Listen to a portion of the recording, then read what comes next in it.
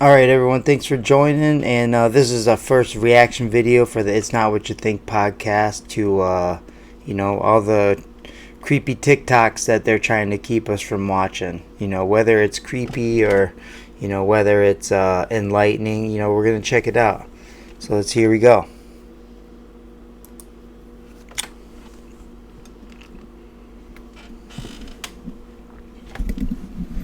Does anyone want to tell me how in 1927 Universal Studios came up with this picture of the world when the first picture of the world wasn't available until the 1960s through NASA?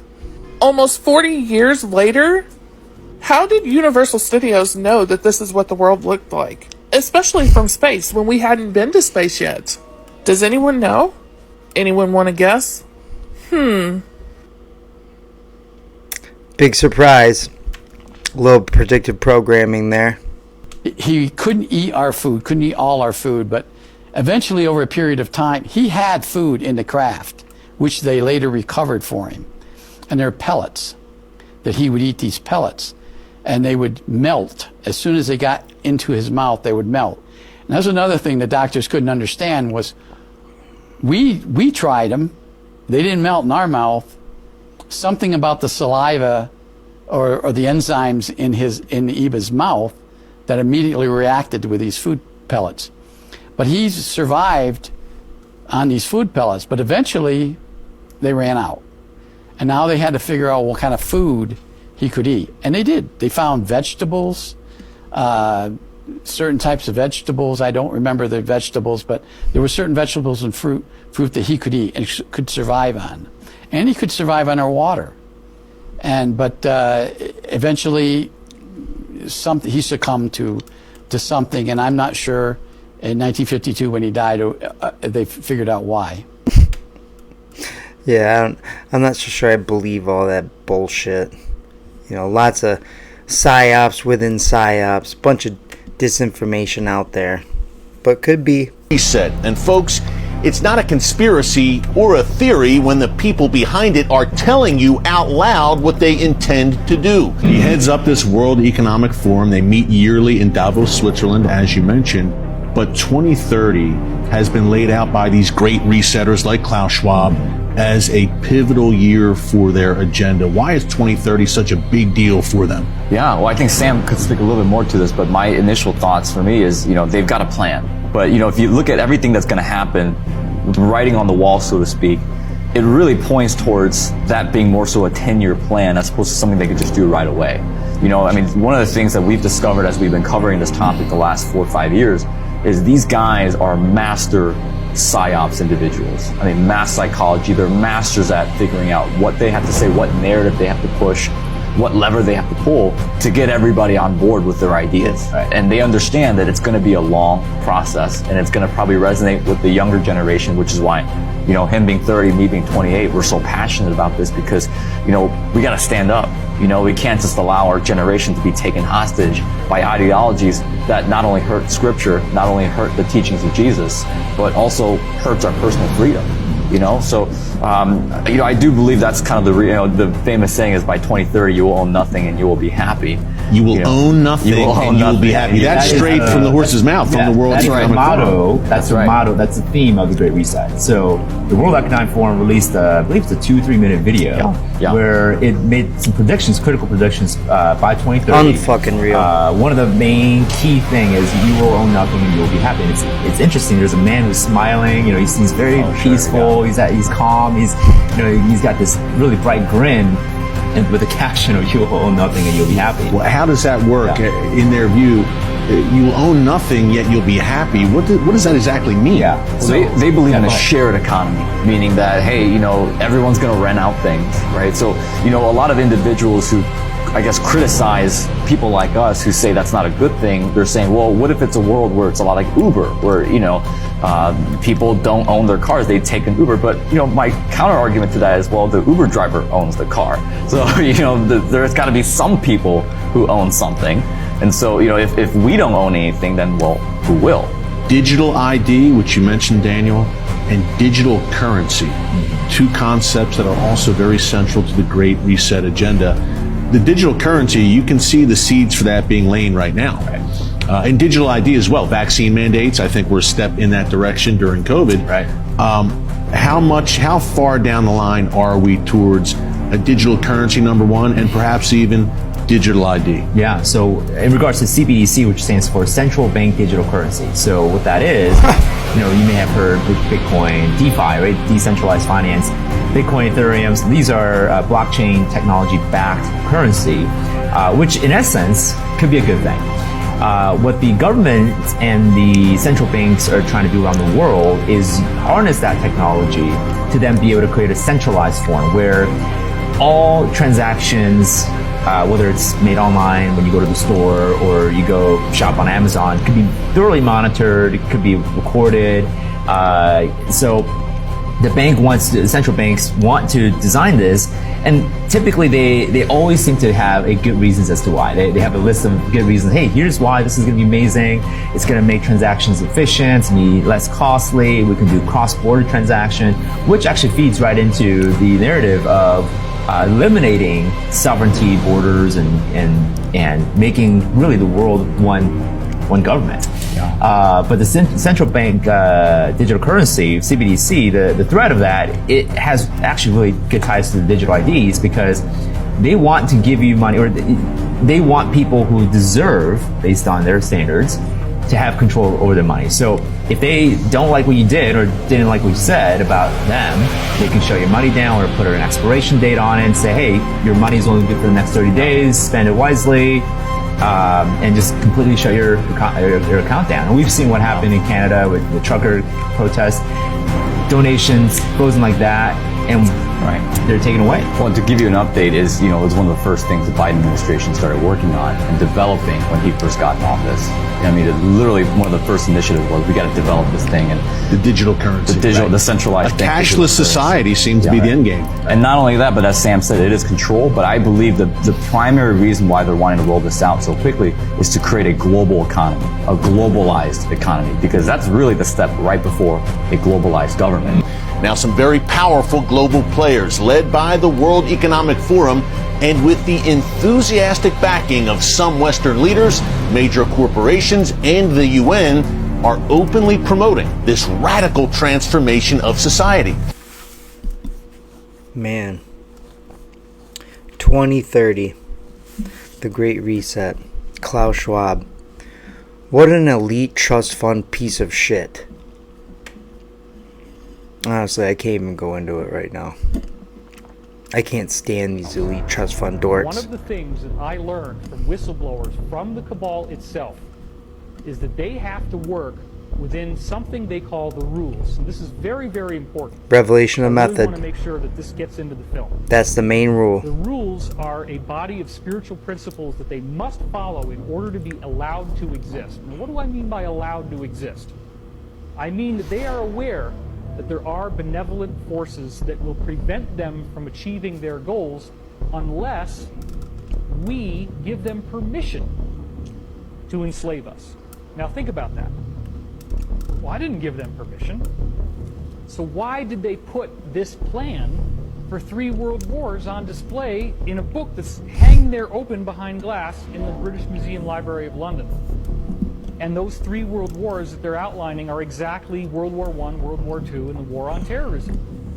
Because the rules state that they have to tell us what they're doing. Therefore, if we allow it to happen, we have consented to tyranny, we have consented to enslavement. Now, if you get into the secret history of the cabal, this was rediscovered by Queen Elizabeth, the original Elizabeth that we've heard about from the 1500s. Queen Elizabeth's royal 1588, the Spanish Armada. Who is the prototype Queen Elizabeth. wizard with the long beard, the hat, and what he did was to rediscover through these ancient documents that were in the Vatican the technology of how to access what they considered to be spiritual beings that were useful to them, but what we would consider to be demonic or evil beings. These beings need to be accessed through a very complex set of rituals and ceremonies. You cannot just ask for them to show up. You have to follow very elaborate and specific protocols. If you follow those protocols, it's like having an IP address, which is what we use to go online in order to notate a website. Every website has its own IP address. These spiritual beings, such as Baal and Moloch, which they still do ceremonies for today, such as in Bohemian Grove, there is a giant effigy, stone effigy of an owl. That's the god Moloch. The god Moloch goes all the way back to Rome and Carthage, in which they were offering child sacrifices to this god in exchange for power. So John Dee rediscovered the technology of how to draw the magic circles, how to say the right incantations, how to actually do black magic on a governmental level. This is what people are going to have so much trouble with once disclosure happens, is that these people actually practice. I mean, Revelation Method, I've been saying it. It's the main requirement of their Malachian Trust Fund dork religion. They have to tell you through symbols, through movies, through their propaganda, what they're doing or what they're going to do. This is the Freemasons. This is Hindu. This is your spine, and that's Egyptian. That's right. Because guess what? It's called Santa Claus when he comes down the chimney and gives a gift to us. This is the Santa Claustrum. It's in your brain, and it comes down and it gives a gift to us, and it goes back up. So this is why Jesus dies at 33 years old, because it goes down your spine and back up. The Christos, or the golden oil. In Greek, Christos means gold. So the claustrum is up here. Santa goes down the chimney. That's because Jesus was in Nazareth with his mama. And then King Herod wants to kill Jesus. So Jesus must go all the way down to be born in Bethlehem. Then he goes back up. See, he's going down this river and back up, down the spine and back up. So this is Kemet in Egypt. This is the Jordan River. So the Jordan River is a little tiny replica of this, because this was the lotus flower, or your spine. So this represents your spine. If we know that this did represent your spine, which it did, then undoubtedly the Jordan River represented the spine, just like the Nile River. This is for you ignorant churchgoers, I swear. Candy cane is red for feminine, white for masculine. It's the two nerves, the Ida and the Pingala, the sun and the moon. So the Pingala is the pineal gland, that's the Ida. That's the pituitary, the negative component, and the pineal gland, the positive component. So you have the milk and honey, the gold and silver. This is the promised land. So when what's his name? Jack climbs the beanstalk. He goes up his spine and finds the golden egg in the gray clouds, which is the gray matter in your brain. Well, look, Saint Nicholas is Saint Nagalis. Naga means serpent. That's why when Thor takes the Bifrost Bridge, this is your thorax, which is 12 vertebrae. There's 12 vertebrae of your thorax, thoracic vertebrae, and there's 12 ribs on each side, 24 ribs. So there's Arthur and the 12 knights at the round table, your 12 vertebrae. Jesus and his 12 disciples. Thor takes the rainbow bridge, which is your chakras, your spine. Arthur is the only one who can lift the sword. Thor is the only one who can lift the hammer. Because you have to be worthy. Raise your frequency to go up. Pituitary gland, pineal gland, and your optic thalamus. So the energy goes down from your claustrum, the oil at least. The oil goes down the vagus nerve to the sacrum bone, where it pumps it back up. And it actually activates your third eye, and it illuminates the crown chakra. This is the Pingala and the Ida, and they mix and they come back up. And your skull is the Holy Grail, and that's why it's the elixir of life, the fountain of youth, because your skull is called a fontanelle, that little hole at the top of all the babies' heads. It's literally called a fontanelle at the top of the head, because it's the fountain. So the energy goes from the bottom to the top, and the snake grows its wings.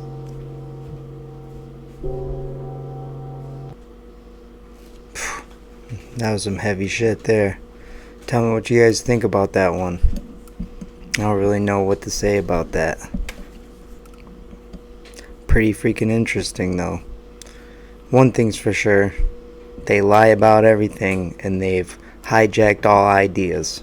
Psyops within psyops. They didn't call him dinosaur, they called him dragon.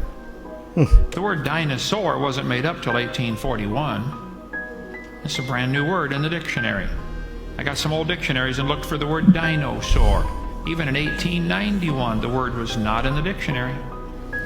They called them dragons. Bible mentions dragons 34 times. Even in the 1946 dictionary, listed as now rare, As the population of people began to grow after the flood, the population of dinosaurs began to go down. Because nobody wants to live next door to a dragon. How many grizzly bears are roaming loose in the woods right here in Bucks County? None, right? How many were there 400 years ago, you think? Probably a whole bunch of them. Gilgamesh is famous for slaying a dragon. A Chinese legend tells about a guy named Yu. It says after the Great Flood, they surveyed the land of China and divided it into sections. He built channels to drain the water off to the sea and make the land livable again.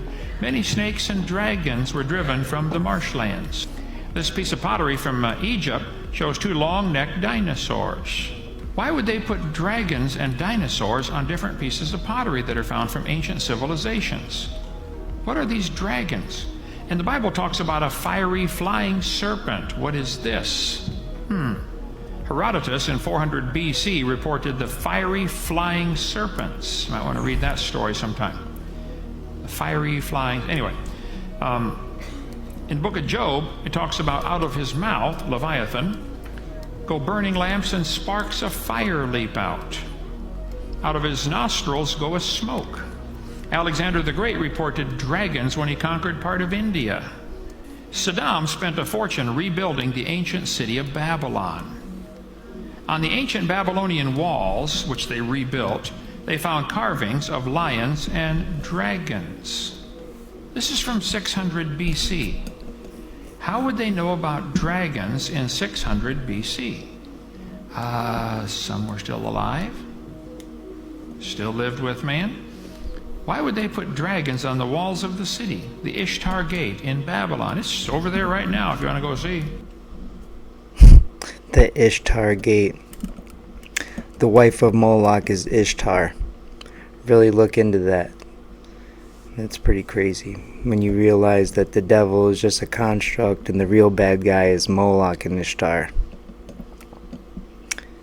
The Babylonian Brotherhood. I'm sorry, is there someone talking to you? Yes, sorry. Sorry about that. So I just was wondering how everyone's doing.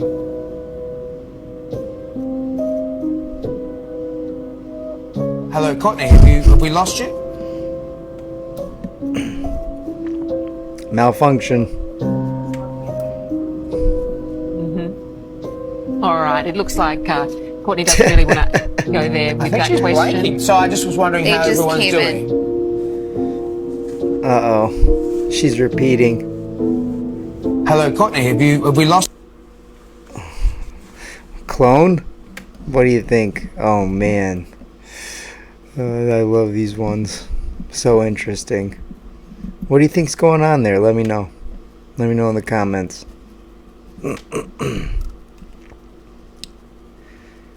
I tend to go with the clone theory, or... I just found out some really disturbing things about Ellen DeGenerate, and I'm not worried about that creepy sweatshirt she's wearing. But as we watch this video, the camera creeps inside of her house, and you can see that weird Evil Thoughts picture. I looked up the artist and he's into some really satanic stuff. And that's not even the weird thing. Look at this picture of Ellen sitting inside of her home. This is the picture that was right behind her. Now look at the letters on top. These are the same letters that you write out during satanic rituals. Look at this picture of her cutting her mother's hair. Now look at the picture above her head and try and figure it out. Oh my goodness. That red little logo that was on her shirt is the face of Wilson in the movie Castaway, and it's supposed to have some dark symbolism with that. You should look into it. I'm not going to say anything. And she said that I said, were there situations where Hollywood execs were like, well, unless you have sex with me, you're not going to get this role? And she said yes. Wow. And would she do? Did she refuse everything? It seems like it. Yeah. Yeah. Well, you're like, yeah. Well, yeah. And she wouldn't name any names. Right. But it happens. Because when you look at Hollywood, and it's Hollyweird, there's a reason for it. And I hear all these stories, and you look at some people that make it, and you go, how the fuck are they getting all this shit? Like literally. And a lot of them are not that great. You're like, how are they getting everything? Sometimes, And you see a lot of talented people, and they're not really, you have that ceiling. You're almost there, but you can't seem to get over that hump. And then if you keep your integrity, it just takes a little longer. Fine. I'm that dude. I don't have it in my makeup, in my DNA, to have somebody put their finger in my ass. That's just not. They go, dude, listen. All I have to do, let me put my finger in your ass. Just let me go like that. Just like that. I'm gonna go just like that. And guess what? You're gonna be the new Iron Man. Come on, just let me, and maybe 3 fingers. Just let me go like that for about 5 minutes. Let me do this. Dave Chappelle made a joke about that on his Netflix special. And remember, he was like the Harvey Weinstein thing. He was like, "Come on over, I'll put you in all the Lord of the Rings." Like, all right, fine. He's like this. Guess what? You will be fighting Darth Vader if you let just put your dick in my eyeball. That's all. Just boink, boink, poke it a couple times, and you're gonna be fighting Darth Vader. I swear to God. Just boink, boink. Just put your balls just on my chin. Come on, teabag me just 3 dips. 3 dips. I swear to God. And maybe 4, but I swear to God, and it'll be you. It keeps going up and up. It'll be you and Nicole. Okay, wait. Okay, smack my ass. I lick your balls 3 times, and it's you and Nicole Kidman in that book. I swear to God. I swear. You see, I don't have it in me to, and I think people get a certain energy when they know they can't fuck with certain people. They get a certain energy. They go, nah, we can't even. That ain't even happening. You know what I mean? It's when I. Like I said, if you don't play ball, you don't get propped up.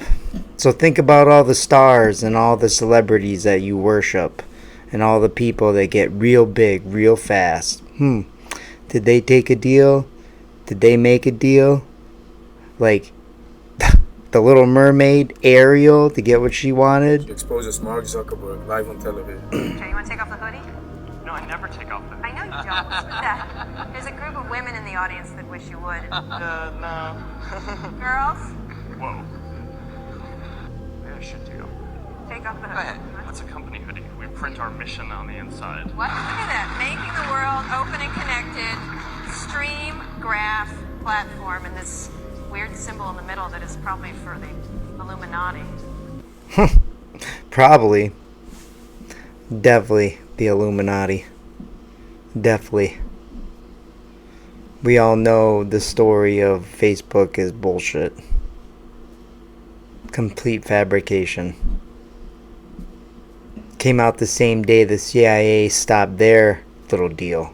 How convenient.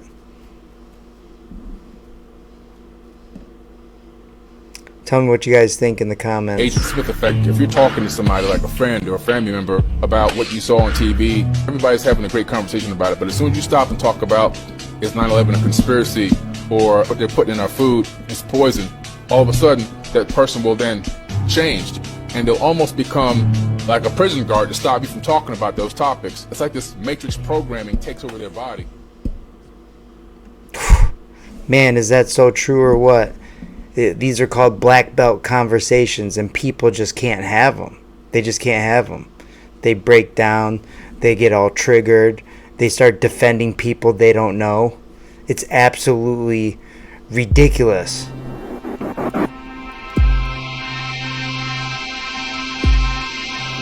Whoa.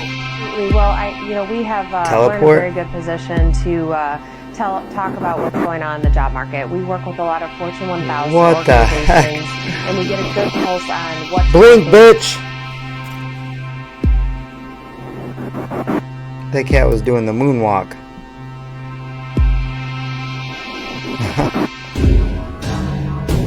And she's gone. Oof. Teleport after teleport. What do you think is going on there? A glitch in the Matrix? Some sort of time travel? Teleportation to another realm? Magic? What do you think's going on there?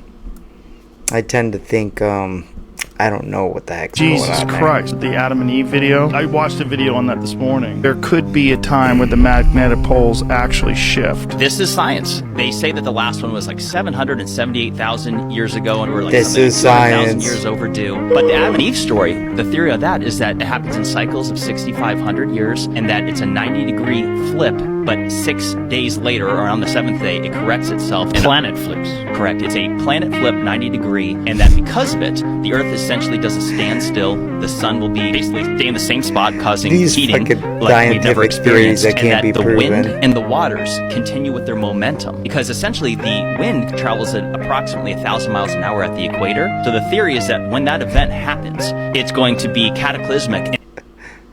Oh my God. Well, thanks so much for tuning in, everyone. Really appreciate it. Really appreciate everyone tuning in.